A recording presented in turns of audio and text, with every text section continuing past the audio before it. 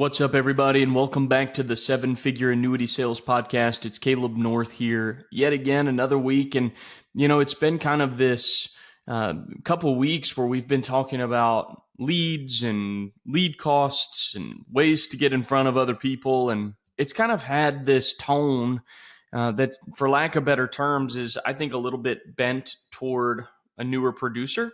I think the content that we've produced over the last couple of weeks the goal is never to just target one specific type of agent or, an agent with a certain amount of experience. But I think that what we have talked about over the past couple of weeks has been in a lot of ways geared toward a newer producer. And I wanted to take some time today and talk about a couple of things that kind of stay in that vein. That we've kind of been discussing over the last couple of weeks regarding leads. So the first thing that I want to talk about today is a mistake that I often see agents make, and this actually transcends time in the industry. So whether or not you've been in the industry for 40 years or you've been in it for 40 hours, it doesn't mean really anything to me. The content here should still be relevant to you. But I see this mistake often, and the mistake is this. You have an agent that purchases leads or tries a marketing system, and then they write some business, things go along, and they end up jumping ship. They go find a new marketing system, they go find a new lead system, and they try that one.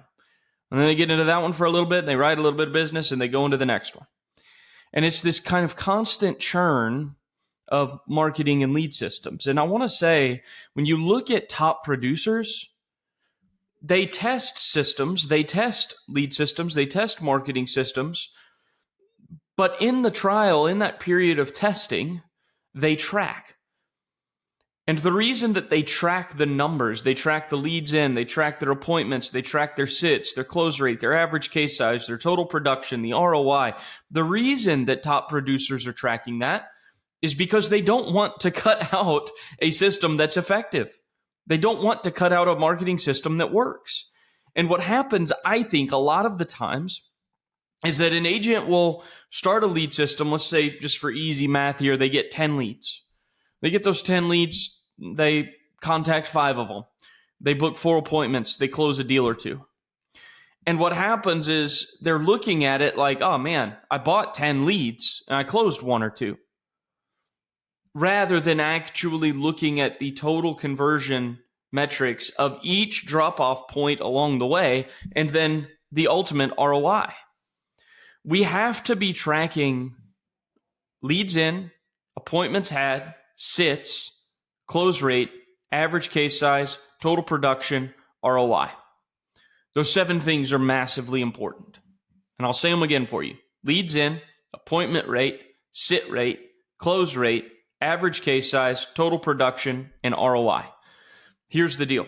If you are trying to work a new lead system or a new marketing system, and you're not tracking those numbers, you're going to end up making an emotional decision about it because you don't have a data-backed factual decision to make. You can't make a logical, factual, data-based decision if you don't have it.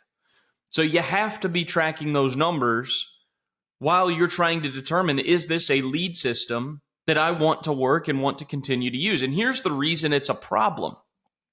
It's a problem because agents end up stopping programs that work for them. They end up mentally focusing on the 8 or 9 leads that they paid for, that they never wrote business on. And then they look at it like, oh man, that's 80 or 90% failure rate. That lead company, that's no good. Oh, that marketing system, that's no good. Rather than looking at the fact that they wrote 1 or 2 and actually ended up generating a 3-4x ROI, the rest of that can largely be solved by process. But if you can try a lead system and you're closing a deal or 2 just kind of in the way that you're working it, then when you get good training and you improve your phone process, you improve your appointment process, your fact finding, your presentation, you improve your objection handling, you improve your capabilities and your skill set that is massively impactful to the overall result of the leads, once you improve it, then you start to see way greater margins. But if you're trying a lead system and you're closing a deal or two per 10, and then you end up churning into it, you churn that and you go get a new system, man, you write another deal or two. If you're trying to find a lead system that's going to solve your ultimate issue of not writing as much business as what you want to write, I would say you're probably never going to find it. When you look at these top producers, they have multiple lead systems. They've got multiple channels that leads can come in through, multiple marketing systems. It's not a one size fits all, and it's not ever going to be a singular solution to your lead needs. So you've got to try them. You've got to test them. You've got to track them.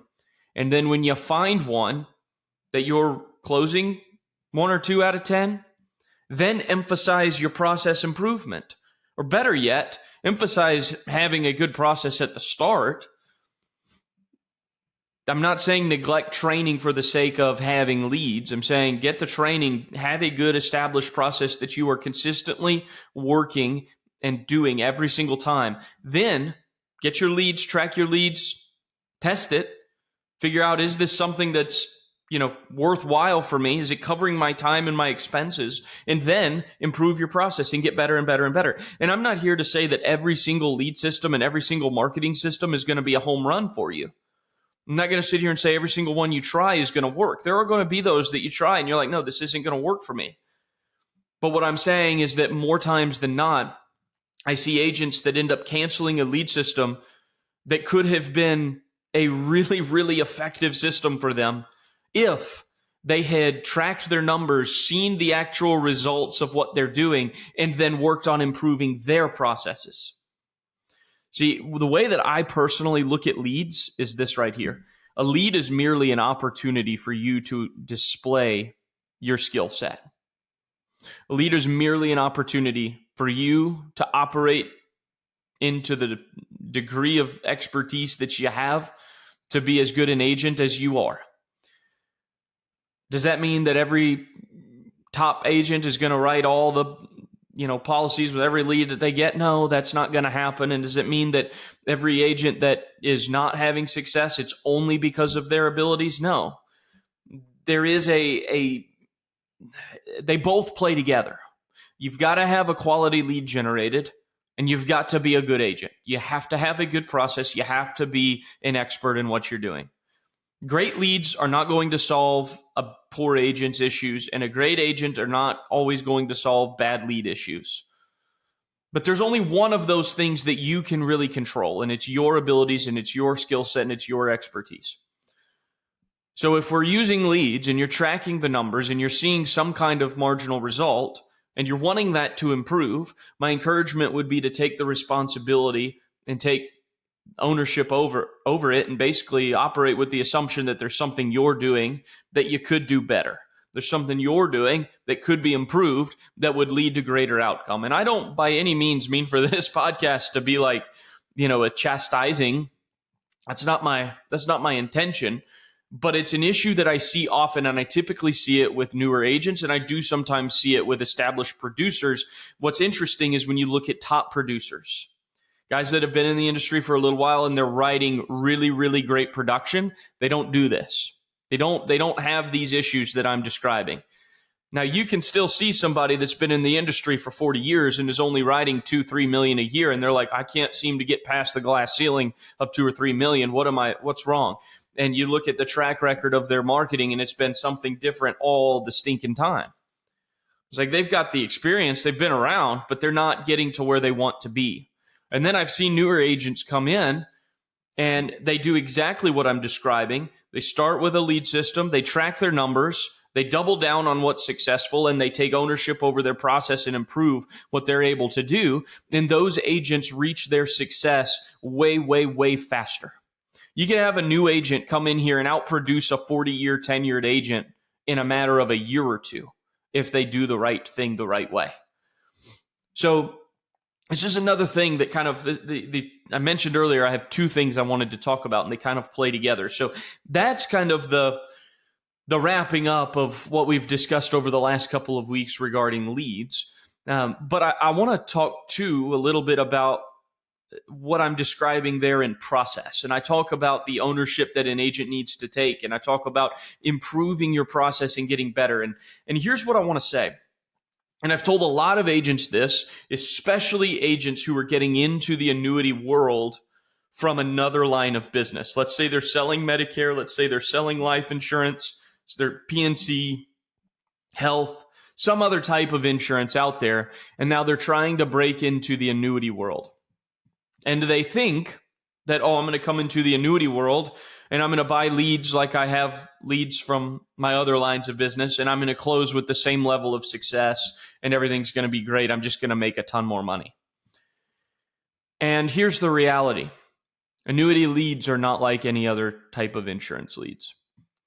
And what I mean by that is the client mentality, the lead, the individual that is the lead, their mentality regarding annuities is different than their mentality regarding other lines of insurance. So what I mean by that is a lot of the time, there is a majority percentage of individuals who, when they reach out to try and figure out some things with life insurance, or they're turning 65 and now they're trying to figure things out with Medicare, or they're reaching out because they bought a new home and they're looking for some homeowners insurance or auto insurance or health insurance. There's a majority percentage of those individuals who have a buyer's mentality. They've determined, in large part, that they're going to be purchasing insurance. What they're trying to figure out often is merely, what policy am I getting, what carrier am I using, and what agent is going to sell it to me. But the idea of, I'm going to be buying this is already there. Annuity leads are entirely different. Annuity leads come through, and these are people who have questions. These are people who are curious what these policies could do for them. These are people who have preconceived notions and ideas about annuities, the way that they function, which may or may not be correct. And so what you end up having are people who they don't have a purchase decision made like in other lines of business. And it's not to detract from, being a top agent in those other lines of insurance, goodness. It's not to detract from that at all. It's just simply to say that just because you've been a top producer in another line of insurance doesn't mean that the same perhaps ease with which you were able to obtain it is going to translate over into the annuity world. And the difference is the mindset that people have often. And when you do have people that come through and they have, for lack of better terms, made a purchase decision, they've determined, I'm going to be getting insurance. They're going to be buying an annuity. If you have a lead come through that is their mentality, a lot of times what they end up telling you they're looking for is not actually what would be in their best interest. There's, I'm looking for an immediate annuity that I can start income on in 30 days. Great. And then a lot of times an agent will sell them a SPIA that they annuitize in 30 days. They lose control of their principal, and it's not actually what would have been the best thing for them. Or they come in and they're, I'm just looking for some upside potential. And you look at where the money's coming from, and it's like, well, maybe that actually needs to be some guaranteed returns, like, some guaranteed interest returns like a MIGA. Or invert that. Or somebody comes in and they say, I'm looking for a variable annuity, or I'm looking for, XYZ. They think they've done enough research to determine what it is that they need. And when you look at, I don't want to make annuities sound complex because I don't believe that they are all that complex. I do believe that they're simple. I do believe that they can be easily understood if you explain them the right way. But there are a number of different types of annuities out there. They all do something a little bit differently than the next. And so somebody can come in and have an idea of what they think they need. And if you never do fact finding, you never really find out what would actually benefit this person the most. So then you end up just selling something that they say, and it's maybe an easy sale in that regard. And that's not the majority of the annuity leads that come through. That's a minority of them. But the ones that do come through that are similar to the other lines of insurance where they have a purchase decision made, albeit a very minority percentage of the annuity leads that do come through, a lot of times they're wrong in what they think they want. And so this is really a call to good fact finding. And I hope that this doesn't sound discouraging. I hope that this is never my goal is to be discouraging. But I do want to be real and I want to be honest about the leads that do get generated. And if you think that you're going to work those annuity leads the same way you've worked other leads, it's probably not going to be effective for you. What I see, basically 95 times out of 100, where an agent is having really, really good success in the annuity world. And they're a top producer and they've got great, conversion percentages from leads to appointments to deals, and high average case size and lots of total production. You see agents who virtually disregard the information that's on a lead. You see agents who don't get told what to sell the client. You see agents who take responsibility for what they're selling the client and find out, is that actually going to be in this person's best interest? And a lot of times new agents think that fact finding and digging and actually getting to the root of the need is counterintuitive to sales. They get a fact finder, they see it, they want to just get very few pieces of information, as little as possible, and close a deal. And I'm here to tell you that when you have a client base, you have a lead flow coming in where their mentality is different, they don't have a purchase decision made the majority of the time, it is the agent's responsibility to find a problem that the client has if they have one. If you cannot identify a problem, you cannot position your annuity as a solution to the problem. If you cannot position your annuity as a solution to a problem, you are reliant on one of two things. Either they just decide they're going to buy it because it sounds cool, or it's selling it really like a t-shirt or a bunch of bananas or whatever the latest greatest little commodity thing is. People don't buy with large chunks of their assets. They don't buy things that aren't solving problems. You don't take $250,000 of your retirement savings and purchase something that you thought looked cool, or you thought, oh, that might maybe be nice to have. It's like people put large chunks of their assets towards solutions. People put large chunks of their assets towards things that are going to improve their lifestyle, their situation. It's easy for people to think, oh, well, I can add this little rider to my Medicare policy for an extra $25 a month and get this, or I can add this little thing to my life insurance policy for an extra $50 a month and get that. So guys, the mentality is entirely different. When people are looking at a cost of insurance, the risk of failure is not very great. Talking about, oh, maybe I spend a little bit more than I need to on my insurance. I might pay a little bit extra. What's the real risk to that? It's like, well, I have $40 less per month than, just income I can just go spend somewhere else. When you're dealing with large chunks of assets, you're dealing with, I've got to get this right type of mentality. So if you position an annuity in line with its features, oh, look at this bonus, oh, look at these rates, oh, look at this roll-up rate, oh, look at this, look at that, and you position it like it's a car that they're looking at, oh, it can go this fast and it can do this and that and the other. It's like, guys, that's not what's going to get somebody excited about putting half of their retirement assets toward that.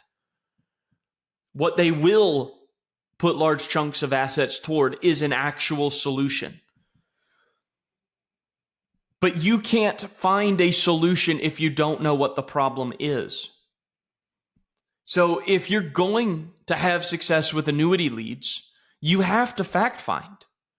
It's not, to me, fact finding is not a luxury of having an easygoing client.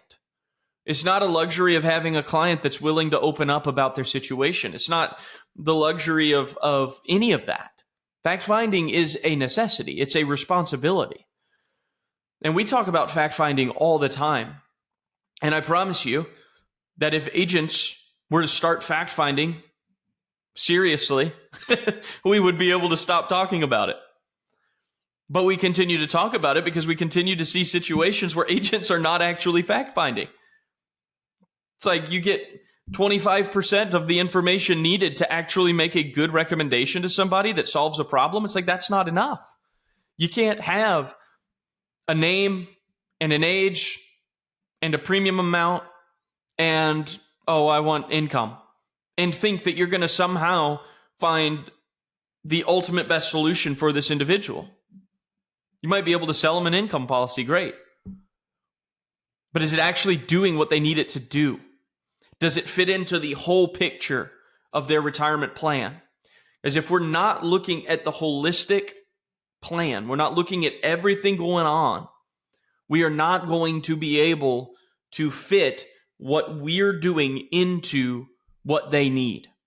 And if we're not doing that, we're going to dink and dunk our way down to 1.5, 2 million a year, maybe, in total production.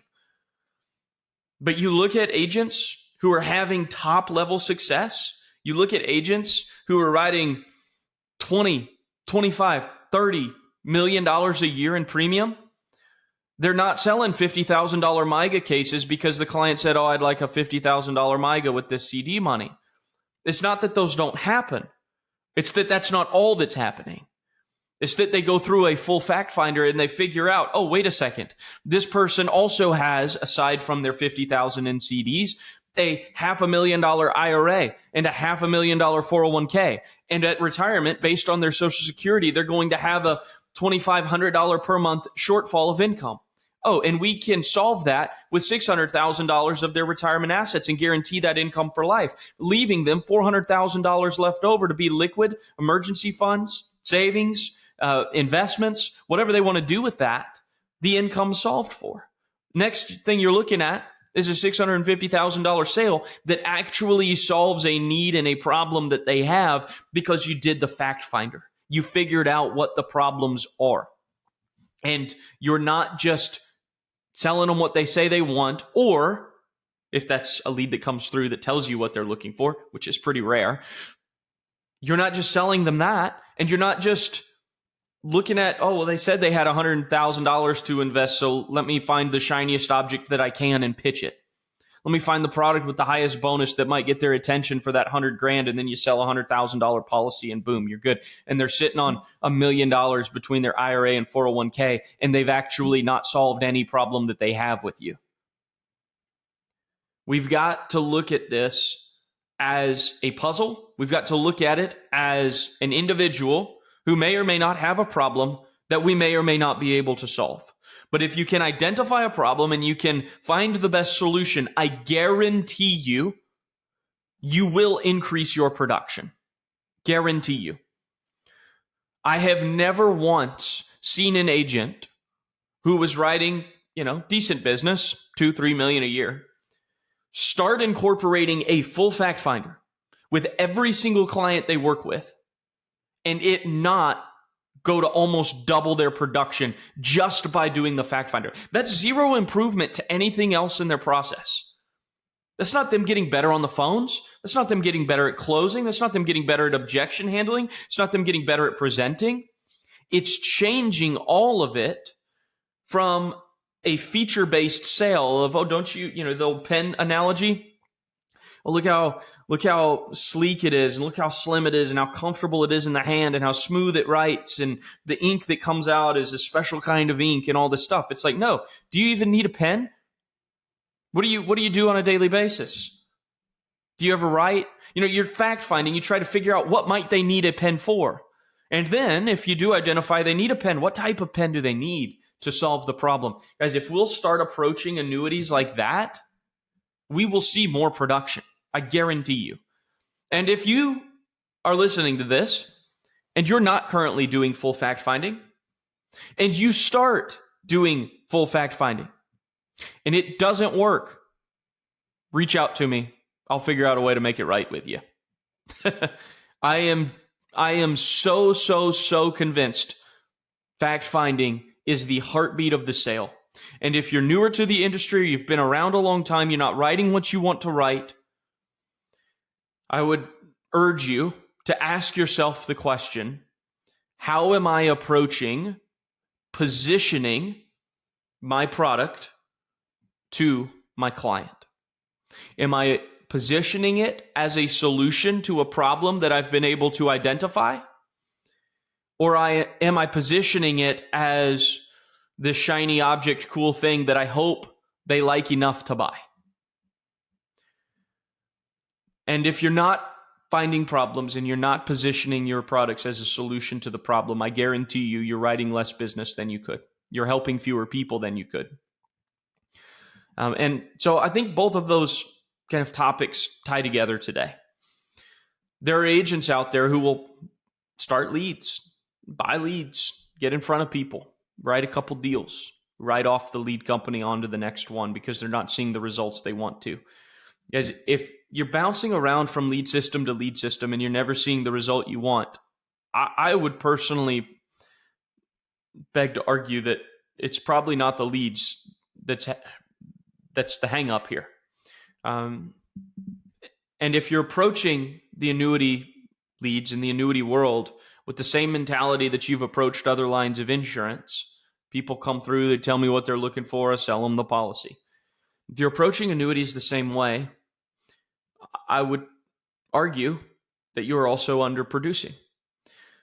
And that realistically, both the leads issues that you might be experiencing and the total production issue that you might be experiencing can be solved, at least in part, by changing the way that you interact with your clients, changing the way that you work with your clients, changing the way that you fact find, and the way that you position your product as a solution to it.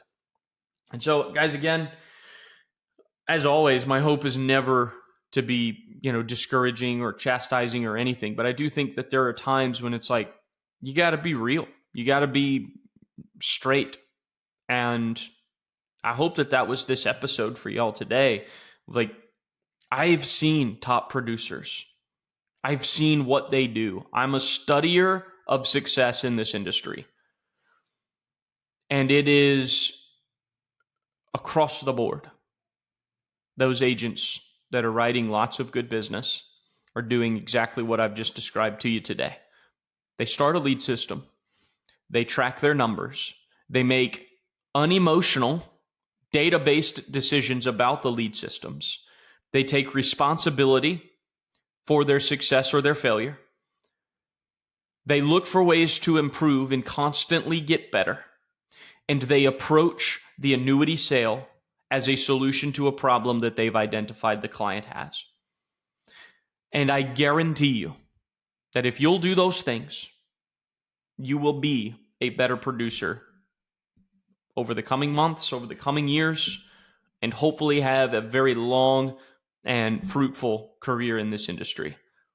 So I hope this helps you guys. I hope that you hear it as an encouragement, not a discouragement. I hope you hear it as a call higher, not a chastisement, because at the end of the day, we're in this together. When you win, we all win. And so I want to do everything that I can to try and help you win. If you need training, if you don't have training, you don't have a fact finder, you don't know how to track leads, get into our Retirement Realized Agents Academy. We talk through that. We train on that. We've got documents to help you. We've got the fact finders available in there.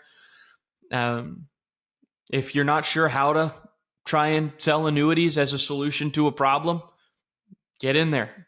And if there's something else specific you feel like you're needing, don't hesitate to reach out to me. Give us a call, shoot us an email, and I'd love to help you out. So I hope this helps you guys. And as always, happy selling.